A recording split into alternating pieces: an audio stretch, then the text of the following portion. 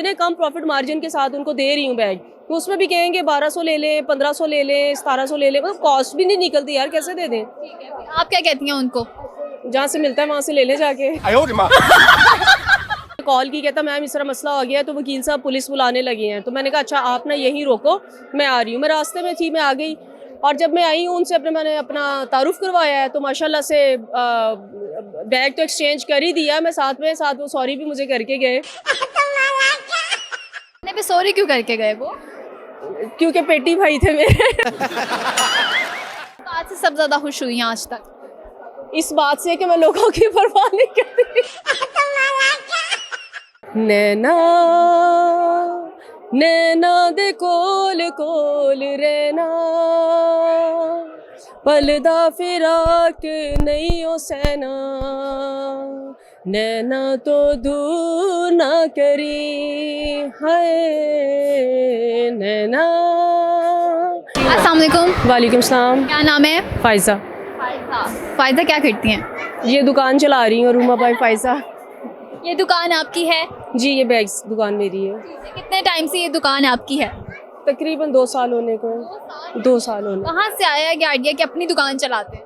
ये दरअसल 2 साल पहले मेरे एक जानने वाले थे, तो उन्होंने साथ मोबाइल शॉप बनाई, तो उनको लगा कि ये बिक रही है तो वो इसको चला लेंगे। उन्होंने मुझे खामखा में यहाँ फंसा दिया। उन्होंने कहा कि आप आ जाओ तो हम इसको देख लेंगे, बस उसके बाद से देख ही लेंगे, बस देख ही लेंगे। फंसा दिए, एंजॉय नहीं करी? मैं वैसे ओवरऑल इंजॉय कर रही हूँ इसको, लेकिन जब जाहिर है कारोबार तो कारोबार है ना, टेंशन तो होती है कि इसके जब इसमें और मज़ीद इसको रीफ़िल करना होता है, मार्केट जाना, चीज़ें लेके आनी, तो वो मेरे लिए एक बहुत बड़ा चैलेंज होता है। इसके अलावा फिर कस्टमर्स को डील करना, स्टाफ बहुत सम टाइम तंग करता है आपको, तो बिज़नेस और फिर टेंशन तो होती है फिर बिज़नेस की। डील करना सबसे ज़्यादा मुश्किल काम है। मैं देख रही हूँ गर्ल्स बैग लगे।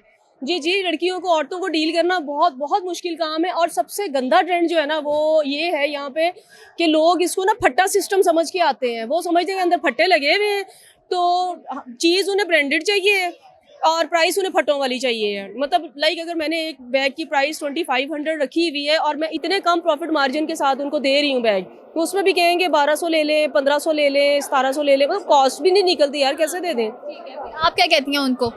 जहाँ से मिलता है वहाँ से ले ले जाके। कभी किसी कस्टमर के साथ फड्डा हो गया?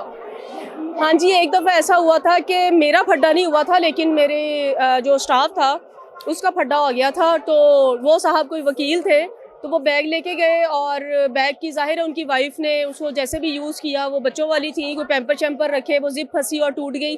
तो वो एक्सचेंज कराने आए, तो उसने ना फिर एक्सचेंज नहीं था कर रहा, तो वो अपनी वकालत दिखाने पे आ गए और बड़ा उसके साथ लड़ने झगड़ने लगे। उसने फिर मुझे कॉल की, कहता मैम इस तरह मसला हो गया है, तो वकील साहब पुलिस बुलाने लगे हैं। तो मैंने कहा अच्छा आप ना यहीं रोको, मैं आ रही हूँ। मैं रास्ते में थी, मैं आ गई, और जब मैं आई हूँ उनसे मैंने अपना तारुफ करवाया है, तो माशाल्लाह से बैग तो एक्सचेंज कर ही दिया। मैं साथ वो सॉरी भी मुझे करके गए, सॉरी भी करके गए कि उन्हें ये सब नहीं, मतलब इस तरह नहीं बोलना चाहिए था, सलूक नहीं करना चाहिए था। पे सॉरी क्यों करके गए वो?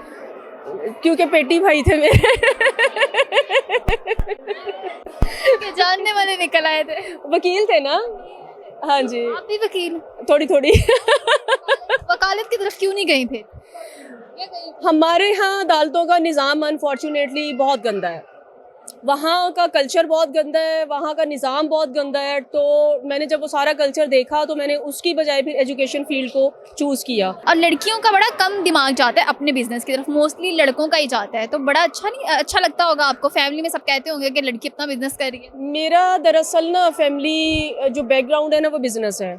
मैंने एक बिजनेसमैन फैमिली में आंख खोली है। हमारे घर का माशाल्लाह बच्चा बच्चा बिजनेस करता है, फादर भाई बच्चे सब बिजनेसमैन है। तो अब जाहिर है जिस माहौल में आप आंख खोलते हैं आपका दिमाग फिर उसी तरफ ही जाता है ना, तो इसलिए मैंने भी फिर शुरू दिन से जो है ना वो बिज़नेस की तरफ ही दिमाग गया मेरा, और मैं भी बिज़नेस की तरफ आ गई। देख रही हूँ आपने अपने आप को बड़ा अच्छे से कैरी भी किया हुआ, बड़ी खूबसूरत लग रही हैं आप। देखें ये तो ज़रूरी होता है ना कि अगर आपने जीना है, ज़िंदगी जीने के लिए मिली है ना, तो फिर भरपूर तरीके से उसको जियो। अपने ऊपर भी तो खर्च करो ना जो कमाते हैं।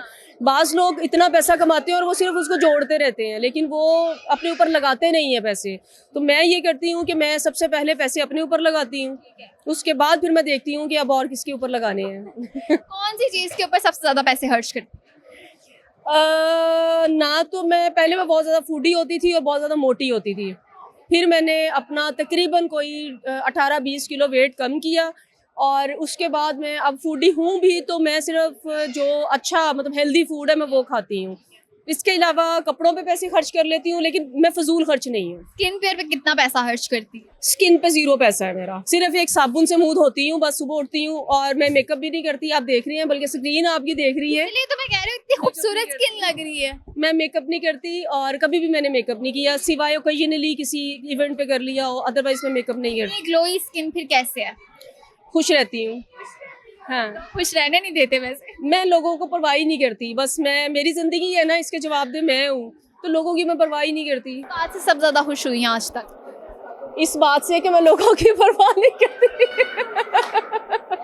पर कभी ऐसा हुआ है कभी किसी ने बहुत ज्यादा इन्वॉल्वमेंट की हो लाइफ में? बहुत दफा ऐसा होता है, बहुत दफा। कैसे डील करती हैं फिर? इग्नोर करती हूँ, इग्नोर करती हूँ। बहस में किसी से करती नहीं हूँ, क्योंकि बहस का कोई फायदा नहीं है, अपना खून जलाना होता है आपने। जाहिल को समझ नहीं आनी, और अक्लमंद ने आप ही अकल चलने नहीं देनी। तो बेहतर यही होता है कि आप ही अगले बंदे को इग्नोर करें, और जो दिल करता है कर ले, ज्यादा से ज्यादा क्या हो जाएगा। इग्नोर करना शुरू कर दें, स्किन इतनी ग्लोई हो जाएगी। मेरी लाइफ का एक जो सेंटेंस है वो बहुत सारे लोगों के लिए एक मोटिवेशन भी है और एक सबक भी है। मैं ये कहती होती हूँ हमेशा कि ज़्यादा से ज़्यादा क्या हो जाएगा। किसी भी चीज़ का मैक्सिमम सोच लें, आपके सारे डर निकल जाएंगे और आप मेरी तरह हमेशा खुश रहेंगे। और इतनी ग्लोई स्किन भी हो जाएगी माशाल्लाह। ठीक है, मुझे ये बताएं, कोई गाना आता है, कोई शेर आता है? एक्टिंग करनी आती है, क्योंकि मैं, एक्टिंग में क्यों नहीं गई आप? मेरा टिकटॉक अकाउंट है दरवेश 1509,